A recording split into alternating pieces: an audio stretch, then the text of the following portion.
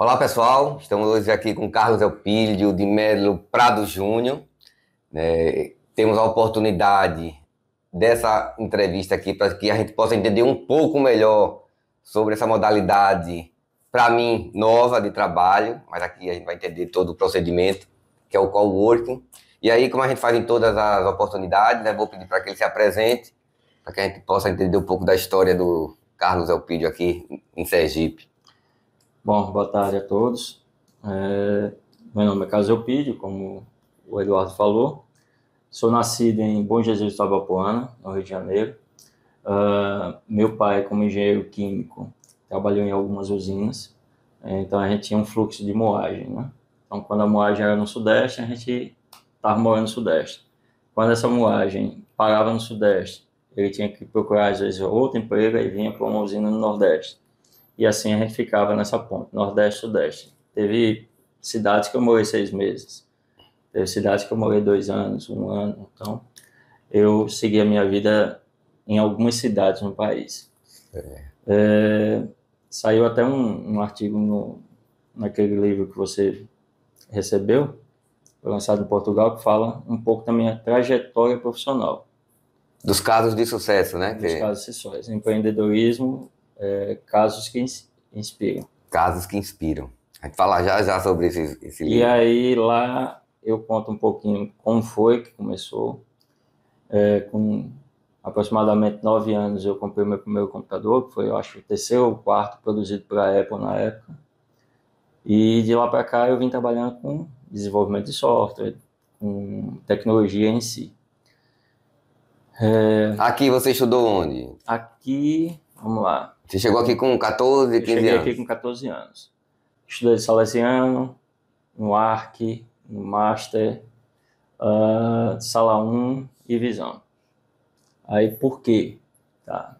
Eu estudei no Arc quando cheguei, depois acabei indo para o Salesiano, com questão de turma e tudo. E do Salesiano, eu passei para o Visão.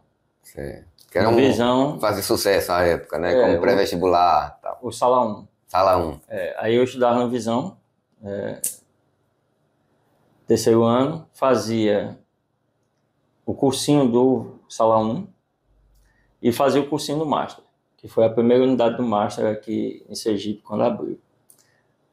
Não é porque eu sou velho, não. Mas ao mesmo tempo você já continuava mexendo com o computador? Sim. A minha vida foi sempre voltada à tecnologia e a design gráfico. E aí, nessa passagem, passei no vestibular, passei em 5º lugar geral na UNIT, só que eu errei o código. Na época, era um livro e o mesmo curso tinha um código diferente numa tabela. Quando você chegava 3, 4 páginas depois tinha outro código. E aí eu acabei pegando o código errado e caí em computação gráfica, não, educação artística com ênfase em computação gráfica na época. Foi o primeiro curso de design próximo a design gráfico que teve na UNIT. Nada é por acaso? Nada por acaso. E nada é por acaso que noivei com uma menina dessa turma. Aí. Essa menina fez uma entrevista no Jornal da Cidade, só que ela disse, olha, não é minha praia.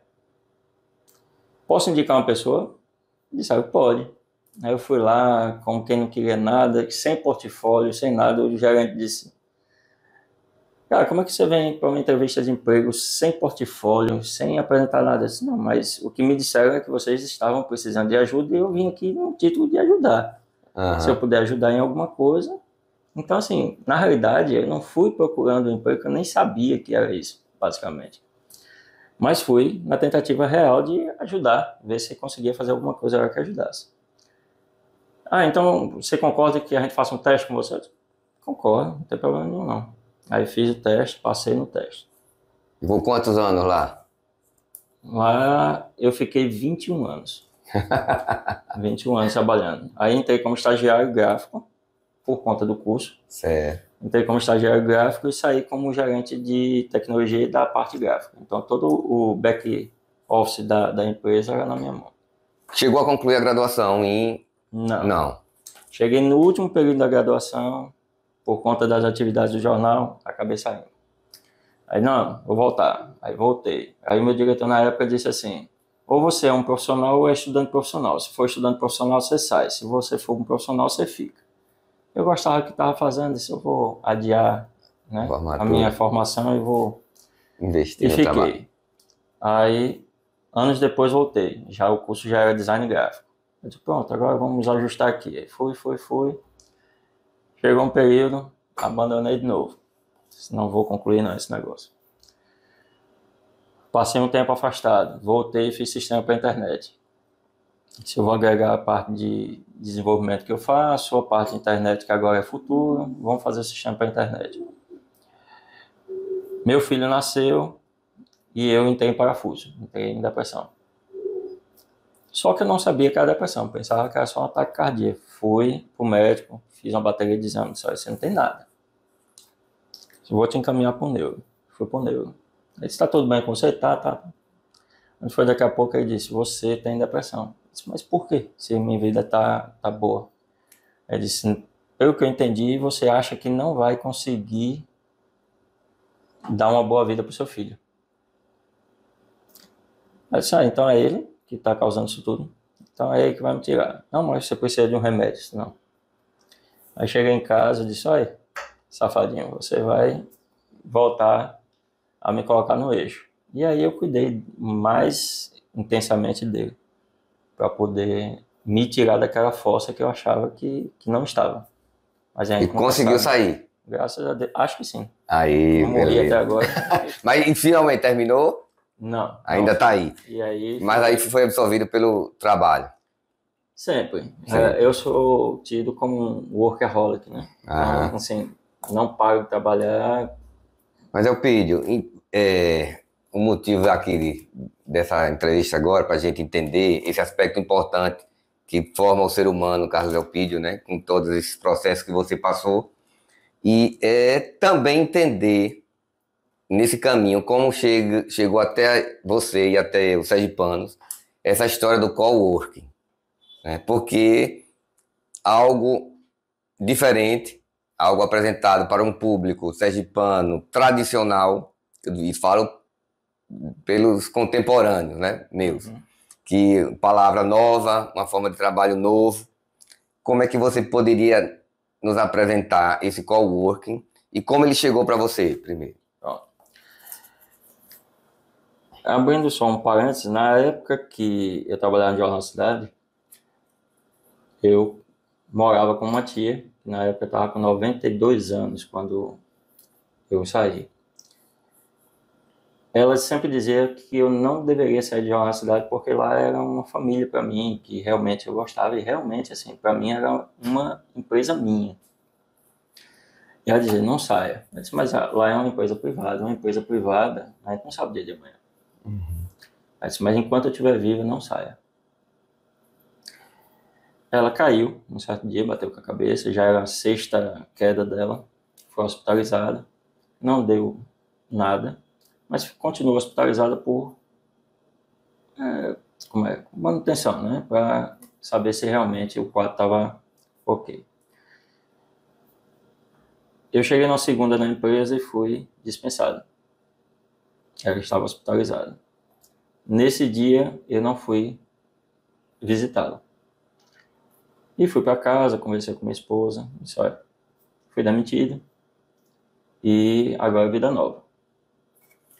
Quando eu cheguei, não fui no hospital nesse dia, no dia seguinte, tive uma reunião onde um cliente novo apareceu, surgiu, por conta de eu sempre ter a área de tecnologia em paralelo com o jornal. E a partir daí, eu fui para o hospital. Quando eu cheguei no hospital, não falei nada com ela. Simplesmente dei um beijo na testa, disse, cheguei, passar a noite com a senhora, e ela faleceu. Eu acabei não saindo do jornal antes dela falecer, né, digamos assim. Então, são coisas da vida. Exato. Esse cliente que eu citei, eu fui atender ele nessa rua, onde hoje é o coworking.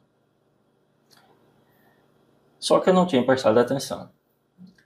Como eu mexia com a parte de tecnologia e tinha que atender esse cliente, eu tinha que ter uma empresa para poder atender ele e outros. e estava procurando um local para hospedar o meu endereço. Aí visitei alguns coworkings aqui, algumas estruturas e espaços compartilhados que a gente tem na cidade. Isso foi mais ou menos em que ano? Em 2017. 2017. Então já existiam outros coworking. Já existiam outros coworkings. Na maioria das suas empresas eram conhecidas como escritórios virtuais, tá? Que eu acho que aí a gente vai desmistificar um pouco sobre isso. Essas estruturas são tidas como escritórios compartilhados. Então, esses escritórios compartilhados, eles têm esses serviços. E eu estava procurando um local para tanto hospedar a empresa, né, como ter um CNPJ com endereço fixo, como ter um local, um espaço, uma mesa, uma sala, para eu poder desenvolver minhas atividades, minhas demandas. E o meu objetivo era contratar um espaço que eu pudesse ter um turno ocupado com o meu desenvolvimento e um turno visitando clientes. Então, basicamente, eu só ia ficar nesse espaço um turno. Então, não justificava eu alugar uma casa, um ambiente inteiro, me preocupar com a internet, com segurança, com isso, com aquilo, sendo que eu não ia utilizar em tempo, em full time, né? Eu ia utilizar somente um período. E às vezes poderia nem ir. Uhum. Então, passei, visitei alguns, até com um colega, e aí, em uma dessas idas nesse meu cliente, ficava na Rua Rosalina, eu vi uma casa para alugar e vender. Vou dar uma olhada nessa casa. E aí chamei um colega para dividir o espaço comigo. Só que a casa era muito grande. Mesmo que a gente dividisse o espaço, ainda ia ficar 80% da casa ociosa. Uhum. Aí eu disse, vou estudar o que é coworking, o que é um espaço compartilhado, o que é o escritório virtual, vou estudar e vou ver se eu consigo montar essa estrutura. E aí foi que eu fiz o plano de negócios, gostei, disse, vou investir nisso. Então você sentiu que havia um público que precisava desses espaços, mas também não tinha informação sobre a existência desses espaços. Eu fiz uma pesquisa na cidade, e na época eu consegui localizar 12, se eu não me engano, 11 ou foram 12 espaços. Só que a maior parte desses espaços eram tidos como escritórios virtuais. E eu ficava, não, por que são só escritórios virtuais? Né? Qual é o contexto? Então visitei alguns, mesmo eles sendo escritórios virtuais, eles tinham toda uma estrutura compartilhada. E aí depois eu fui descobrir que a própria lei daqui exige um espaço mínimo, né, uma microestrutura apropriada para ser atendida. Acabei descobrindo também que alguns escritórios de contabilidade usavam o seu próprio endereço para fazer a hospedagem do endereço fiscal e a prefeitura acabou permitindo. E hoje a gente está revendo essas estruturas, né? Mas esses espaços, eles surgiram e estão surgindo, não para de surgir um novo, mas o mercado ainda aqui não sabe absorver o que a gente consegue oferecer. Você acha devido a essa falta de informação, por ser um público mais tradicional, ou você acha, por exemplo, que existe uma confusão do que seja escritório virtual, que seja espaço compartilhado, né? Como é que a gente pode fazer essas divisões? Com relação à falta de informação, eu acho que é realmente isso, tá? Eu acho que é falta de informação realmente. Então, alguns coworkers aqui de Aracaju, a gente se juntou. E a gente está criando uma política de educação no mercado realmente, com relação a isso. Então, a gente está preparando campanhas para educar o mercado, para que esse mercado consiga absorver o que a gente oferece. Contadores que abrem empresas todos os dias, às vezes não sabem como funciona. Então, ou seja, a própria entidade, não vou dizer o CRC, mas assim, a própria classe, em alguns casos, eles não sabem o que podem oferecer junto a gente, né? Junto aos espaços compartilhados. O que é que esses espaços podem fornecer, então? Diga aí. Por exemplo, eu quero abrir uma empresa, não tenho interesse em ficar com espaço total, mas tem que ter uma sede física, tem que ter um espaço, como é que eu faço? Vamos lá. Suponhamos que você seja um consultor, um representante, um consultor, que você não precisa ter um espaço dedicado para atender suas demandas. Mas você precisa ter um CNPJ. Para poder atender empresas, atender, às vezes, até órgãos públicos, você precisa ter um CNPJ. Para você ter um CNPJ, você tem que ter um endereço físico para que os órgãos te achem. Isso. Seja órgão fiscalizador, licenciador, justiça, te achem. Se eles não te acharem, você não tem empresa. Então, o escritório virtual, a modalidade de escritório virtual, o serviço, ele surgiu para fazer essa hospedagem das empresas. Desses CNPJs. Dos CNPJs, o que a gente chama de domicílio fiscal. Pronto. Só que aí vem aquelas coisas do dia a dia. Eu vou citar algo aqui que não tem nada a ver, mas é só como exemplo. Pode contar. Por exemplo, a gente fala, eu vou ali comprar um Bombril, mas compre da Solana, que é mais barato. Bombril virou a terminologia da palha de aço. O nome, né, da palha de aço. Compre aí uma Coca-Cola, mas compra Gillette. Tá? Então, assim, a gente acabou criando nomenclaturas para algo parecido. Né? Quem se sobressaiu ganhou o termo. Então, o escritório virtual se popularizou. Mas a situação de você abrir uma empresa, você precisa do domicílio fiscal, que é um serviço de hospedagem do CNPJ naquele endereço. Certo. Como escritório virtual, a gente tem N possibilidades de abertura de empresa. Não é limitado como uma estrutura, uma casa, se você alugar uma casa e for colocar seu CNPJ lá dentro, se já houver uma outra empresa aberta, você não pode abrir a sua. Isso seria outra dúvida. Então, já no nosso contexto, a gente consegue abrir N empresas, 100, 200, 500, 1000 que sejam. CNPJs diferentes. CNPJs. Né? No mesmo endereço. No mesmo endereço, fazendo a gestão de correspondência, favorecendo que uma secretária possa atender ligações, passar recados, agendamentos. Então, são serviços agregados ao domicílio fiscal, mas o seu caso de abrir uma empresa é somente o uso do domicílio fiscal. Aí a lei municipal me pede que eu faça o domicílio fiscal e a gestão de correspondência. Além disso, eu tenho que ter uma procuração do administrador da empresa, né, uma procuração da empresa, para que eu possa receber citações, mandatos, né, tudo em nome da empresa. Então, isso é obrigatório. Porque muitas das vezes já ocorreu situações onde o fiscal, o oficial de justiça chega lá, eu quero citar fulano de tal. E o cara não vai estar lá. Eu não vou ter condições de estar com 100 pessoas, 200 pessoas lá dentro, né? Até porque esse não era o objetivo do coworking. Então, assim, você vai trabalhar de onde você quiser. A sua empresa que vai estar sediada lá. Mas eu preciso de um horário para atender um cliente. Aí tem a sala de reunião disponível. Existe uma sala executiva com cadeira mesmo para que você possa chegar e atender seu cliente. E você não precisa se preocupar com IPTU, com aluguel, com energia, se a energia subiu, se a energia caiu, se teve água.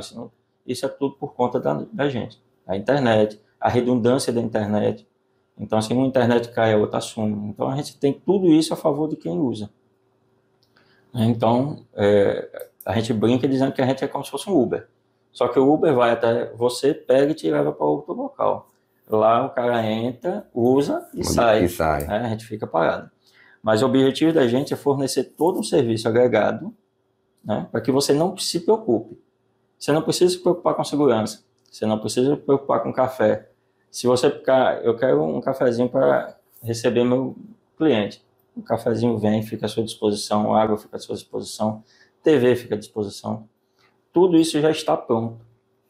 Você só precisa chegar e demandar o que você precisa. Eu quero sentar aqui, eu quero desenvolver um sistema e eu preciso de um local tranquilo para trabalhar. Você vai para lá, reserva uma mesa e trabalha. Tive um exemplo essa semana. É um desenvolvedor do iFood. A gente tem um serviço que vende nossos espaços nacionalmente. O iFood tem um contrato com essa empresa nacional e ele mora uma rua atrás da gente. Só que ele não nos conhecia. Entrou na plataforma, solicitou um coworking que fosse mais próximo dele. O coworking que apareceu foi o nosso. Por que ele foi? Porque a faxineira estava lá, estava fazendo muita zoada e não conseguia se concentrar para desenvolver. Aí foi para lá, trabalhou Para o iFood fez diferença? Não. Não, mas para ele fez. Exatamente. Né? E o iFood foi quem pagou tudo. Então é aquela situação do trabalho híbrido hoje. Né? Você pode estar em casa, você pode estar no cowork, você pode ir para sua estrutura na empresa e assim por diante. Você tem tudo isso à sua disposição. Pedro, e você acha que com a pandemia, o que foi alterou essa percepção do empresário, do investidor, do que utilizam desse serviço? Sim, tiveram alguns prós e alguns contras, mas assim, muita gente foi demitida durante a pandemia, né? Perdeu suas expectativas de emprego e eu acredito que o brasileiro, por natureza, já é empreendedor.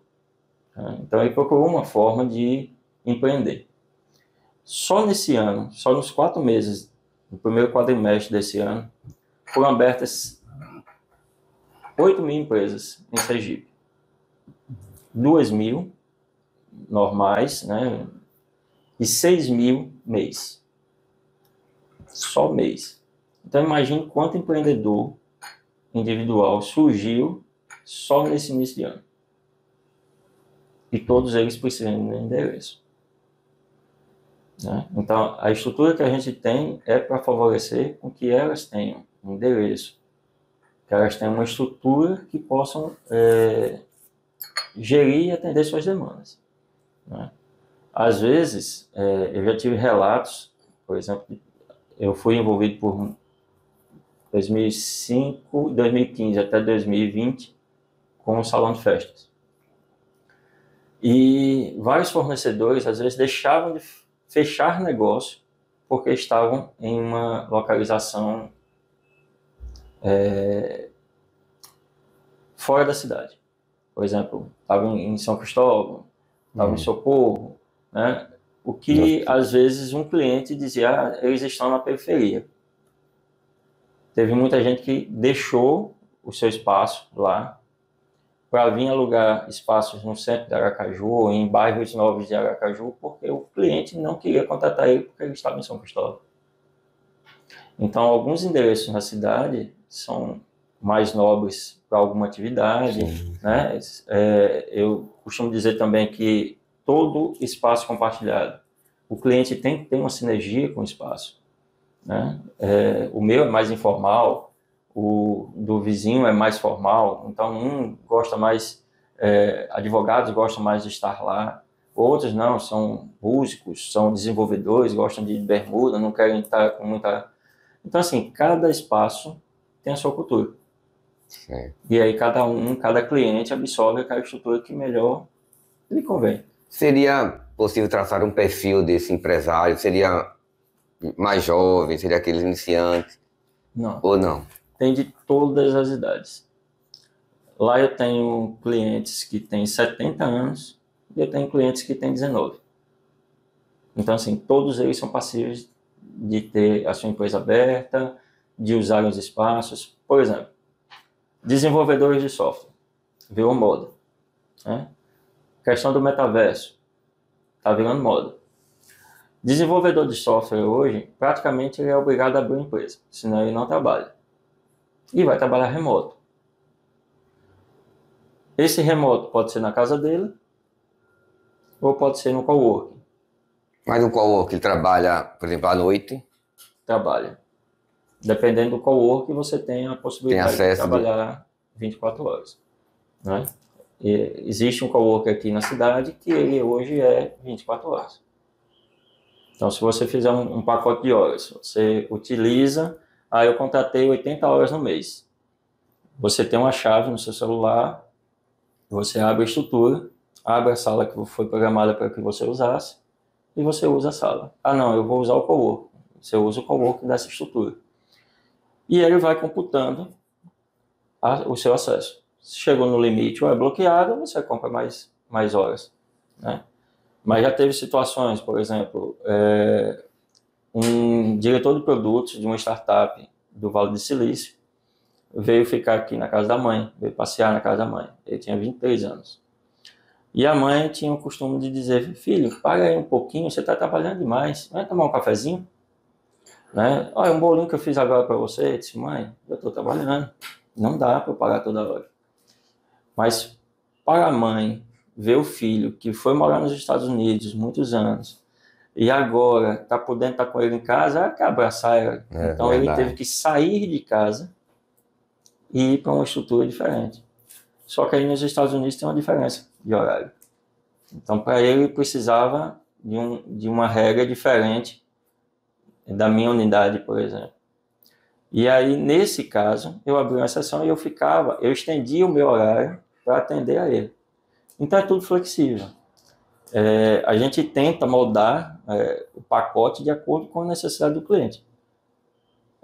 Eu preciso de um escritório virtual, eu preciso do meu endereço, mas eu tenho reuniões semanais e eu preciso estar trabalhando em um espaço aqui separado. Eu tenho isso? Pronto, a gente soma todos os serviços que ele quer, faz o orçamento, faz o projeto para ele adquire ou não. São as várias modalidades, as mudanças, né, a evolução. E aí eu faço esse contraponto, né, entre essas inovações do serviço privado com as mudanças que também ocorrem no serviço das instituições, nos serviços públicos, né? Muita coisa ainda está por vir, por mudar. E se a gente não tem essa percepção dessa importância, né, porque praticamente é uma imposição, né, dessas mudanças são mundiais por conta dessa globalização, e que a gente também precisa estar com um olhar atento, né, entre essas novas modalidades. Bom, essa é uma percepção minha, dessa necessidade desse olhar mais amplo. Mas eu queria que a gente tocasse no seu livro. Você abordou aí casos de sucesso, como é que você fez essa coletânea, como é que você foi estudando empreendedorismo, como é? Eu fui convidado para o livro através de uma amiga, né, sergipana, que fazia, ela tem uma editora e foi a responsável pela editoração desse livro. E a professora que estava à frente do livro aprovou, né, o pedido dela, a história, e disse que valeria a pena estar lá como caso de sucesso. Então foi eu, Juliano da Fassoto e Paulo Dourado, que é diretor do Sebrae hoje, aqui do Brasil. E aí teve Moçambique e teve mais 5 outros que estão no mundo. E foi lançado em Portugal agora dia 9. Com relação à história que está lá, é uma história do meu trilhado, né, dentro do jornal, do paralelo do jornal. Lá eu falo um pouco das empresas ou dos negócios que foram executados em paralelo, empresas que eu administrei, grupos, interligações físicas, né, de infraestruturas através da internet, e como eu saí do estagiário para dono de empresa. E eu acho que o melhor caso de sucesso que tem é essa situação do coworking, onde, para mim, o coworking não é só uma estrutura física. O que eu mais gosto de ver lá é quando chega, como até citei lá no livro, 2 jovens chegaram e disseram: não, a gente precisa de um espaço para trabalhar. A gente é técnico em edificações, está criando uma empresa, e a gente precisa de um local, um espaço para trabalhar. Sentaram lá, contrataram o serviço, o espaço e começaram a trabalhar. Eu olhei para minha esposa e disse: a gente vai ter um trabalho com esses 2, imenso. Como é que 2 crianças dessas e tal, como é que vai ser? Ao contrário, me surpreenderam bastante.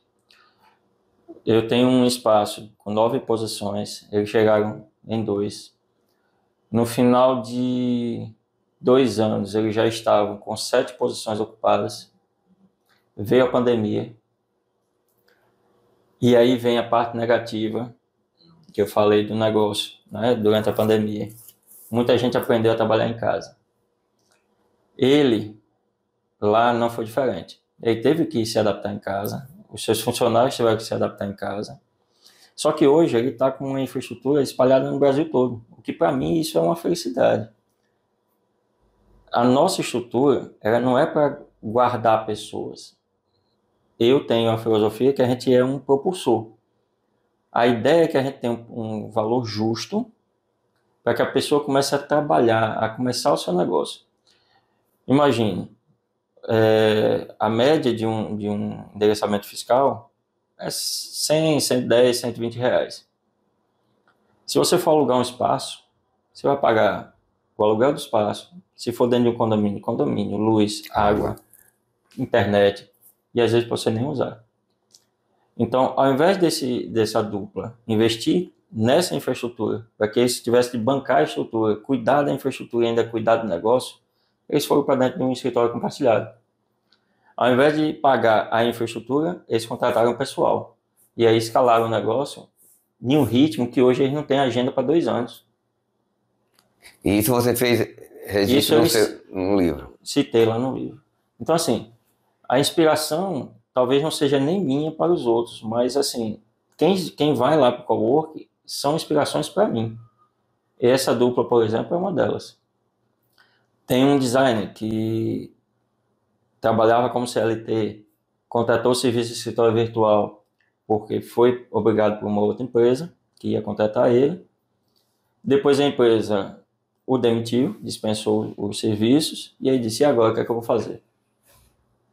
Né? E aí, nesse o que é que eu vou fazer, tentou procurar no mercado alguma coisa e não conseguia. Não evoluiu tão bem. E ficou sem pagar. Aí disse, venha para cá para a gente conversar. Não, mas eu não tenho condição. Venha para a gente conversar. Aí ele foi para lá, eu disse, olha, vamos fazer o seguinte, eu vou precisar dos seus serviços e eu vou quitar a sua dívida. Você concorda? Concorda.